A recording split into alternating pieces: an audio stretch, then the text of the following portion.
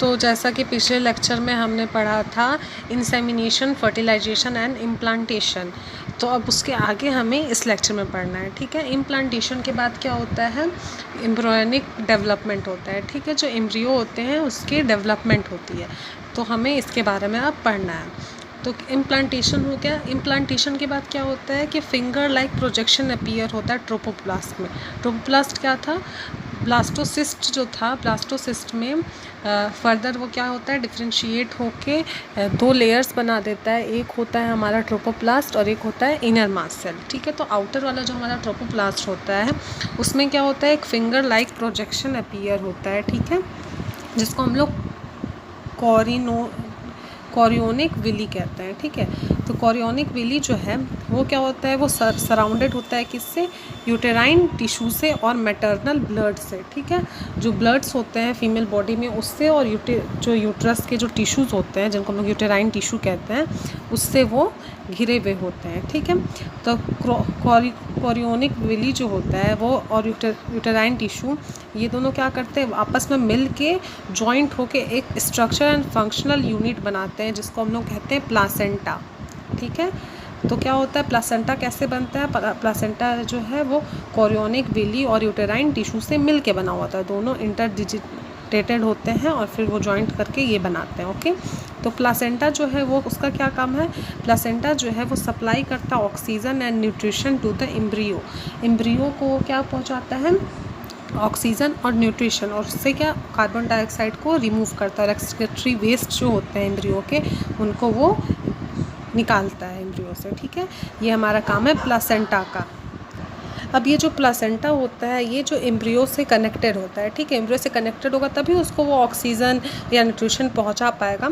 तो वो कनेक्ट किसकी मदद से होता है, अम्बिलिकल कॉर्ड से। ठीक है, अम्बिलिकल कॉर्ड से वो कनेक्टेड होता है।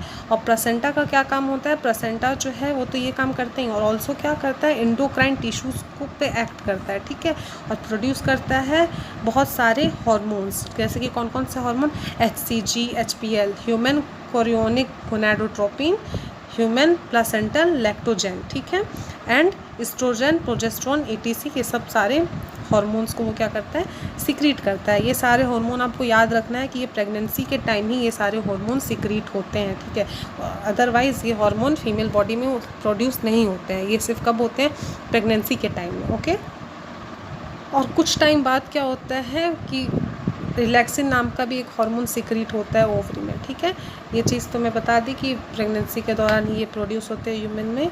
और एडिशनल जो भी और हार्मोन्स होते हैं, oestrogen, progesterone, cortisol, prolactin, thyroxine, ये सब क्या होता है, ये सब का भी जो प्रोडक्शन होता है वो इंक्रीज़ हो जाता है। इंक्रीज़ हो जाता है इसलिए क्योंकि हार्मोन जो है वो इसेंशियल होता है एम्ब्रियो के लिए। ठीक है, हार्मोन इसेंशियल होता है एम्ब्रियो के सपोर्ट के लिए। उसमें मेटाबॉलिक चेंजेस जो भी आते हैं मदर के बॉडी में उस टाइम, उसके लिए कौन जिम्मेदार होता है, ये हार्मोन जिम्मेदार होता है। ठीक है, फिर क्या होता है कि अभी तक हमने क्या पढ़ा, जैसे ये देखो, ये हमारा प्लासेंटल विली है और ये एम्बिलिकल कॉर्ड जो कि एम्ब्रियो से कनेक्ट हो रहा है और क्या कर रहा है, प्लासेंटा से ये कनेक्ट कर रहा है एम्ब्रियो को। ठीक है, तो ये हमारा यूट्रस है, ये जो रेड रेड आपको दिख रहा है ये हमारा ब्लड है। ठीक है, और ये सब यूटेराइन टिश्यू से ये पूरा घिरा हुआ है। ओके, फिर क्या होता है हमारा इनर मास्ट सेल। ठीक है, ये तो ट्रोपोप्लास्ट सेल के बारे में हो गया कि वो किस तरीके से फिर वो फिंगर लाइक प्रोजेक्शन बना के प्लासेंटा बनता है, फिर प्लासेंटा से वो एम्बिलिकल कॉर्ड से कनेक्ट होता है। ये तो हमारा ट्रोपोप्लास्ट का हो गया। अब इनर मास्ट सेल जो होता है वो दो लेयर में डिवाइड हो जाता है, इक्टोडर्म, इंडोडर्म। ठीक है, और इक्टोडर्म और इंडोडर्म फर्दर एक और लेयर बनाता है, मीजोडर्म। ठीक है, एक्टोडर्म क्या है, ये आउटर मोस्ट लेयर है, इंडोडर्म इनर लेयर है and mesoderm is middle layer. Okay, ये तीनों जो लेयर होता है ये मिलके क्या करते हैं, ये टिश्यूज़ बनाते हैं। ठीक है, या ऑर्गन बनाते हैं। ओके, तो ये सब क्या करता है, मिलके टिश्यूज़ ऑर्गन बनाते हैं। और जो इन सारे ये जो सेल होते हैं ये और भी सेल कंटेन करते हैं जिनको हम लोग स्टेम सेल कहते हैं। ठीक है, और ये स्टेम सेल ही एक ऐसा सेल होता है जो क्या करता है, बाकी के टिश्यूज़ और ऑर्गन को बनाता है। ओके, इसके पास पोटेंसी होती है बाकी टिश्यूज़ और ऑर्गन बनाने की। ओके, तो क्या यहाँ पे मेन पॉइंट है कि इनर सेल मास के पास स्टेम सेल होता है जो क्या करता है, फर्दर टिश्यू और ऑर्गन जो एम्ब्रियो के बॉडी में बने उसमें ये मदद करता है। ओके, फिर क्या है हमारा कि ह्यूमन प्रेगनेंसी जो होता है वो 9 मंथ का होता है, ठीक है। अब 9th मंथ में क्या होता है कि धीरे धीरे करके ग्रोथ होना स्टार्ट होता है। तो फर्स्ट मंथ जो होता है प्रेगनेंसी का, उसमें एम्ब्रियो का क्या होता है, हार्ट फॉर्म होता है, हार्ट बनता है, ठीक है। फिर first sign of growing foetus का यही होता है कि जब हम स्टेथोस्कोप लगा के देखते हैं और हार्ट बीट सुनाई हम लोगों को देता है, तो इसका मतलब क्या है कि हार्ट फॉर्मेशन हो चुका है, ठीक है। तो उससे हमें पता चलता है कि हाँ फीटस जो है वो ग्रो कर रहा है। फिर क्या होता है, सेकेंड मंथ जैसे आता है उस टाइम क्या होता है, उसके लिम्स और डिजिट मतलब उसके फिंगर्स वगैरह जो होते हैं ये सारे ग्रो करते हैं, ठीक है।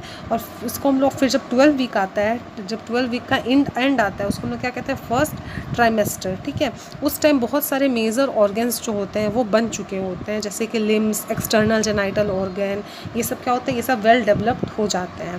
फिर होता है कि the first movement of foetus appearance of hair, foetus का मूवमेंट और फीटस के हेयर का अपीयरेंस, ये सब भी क्या होता है 5th मंथ तक आते आते हो जाता है, ठीक है।